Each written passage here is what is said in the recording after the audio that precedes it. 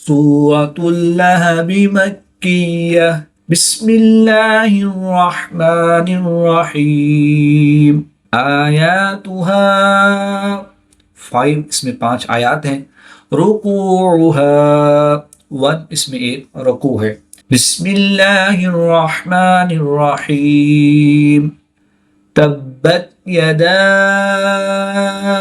ابی لہب وتب. با حروف کلکلا میں سے ہے. جب حروف کلکلا مشدد ہوں تو ان میں کلکلا خوب جماؤ کے ساتھ کریں گے. اس کو کلکلا کبرا بھی کہتے ہیں.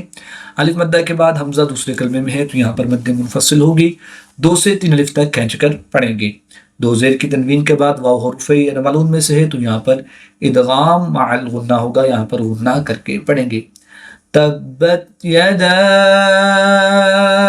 ابی لہب وتب.